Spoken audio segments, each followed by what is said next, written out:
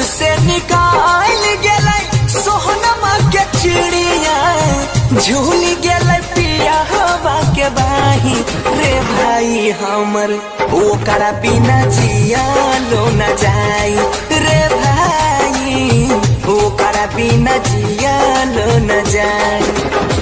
हाथ से निकाल गेलै सोनमा के चिड़िया, हाथ से निकाल गेलै सोहनमा के चिड़िया, झूल गेलै पिया हवा के बाही रे भाई हमर, ओकरा बिना जिया लो न जाई रे भाई, ओकरा बिना जिया लो न जाई।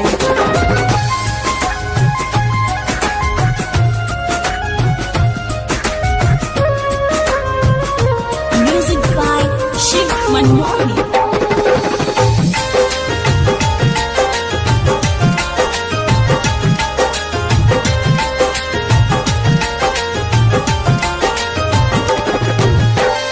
दिल के पिंजरा में वो करा पोसली आई, तब किए होई गेलै पराया रे भाई हमर, लागल न एको रति माया।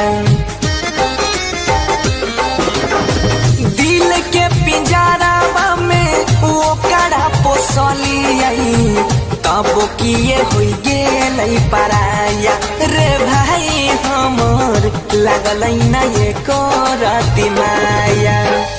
गम के अनहरिया में घिरल बदरिया, गम के अनहरिया में घिरल बदरिया, जिंदगी में मचल तबाही रे भाई हमर, ओकरा बिना जिया लो न जाई रे भाई हमर, ओकरा बिना जिया लो न जाई।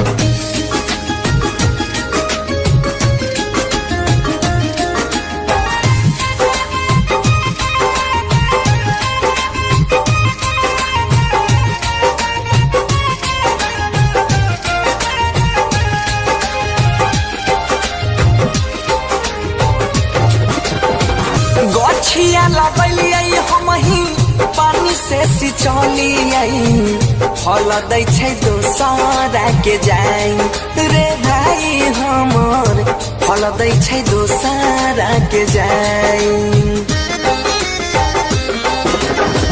गछिया लगलियै हमही पानी से सिंचलियै, फल दै छै दोसरे के जाई रे भाई हमर, बनसी के दै छै लिलुआई।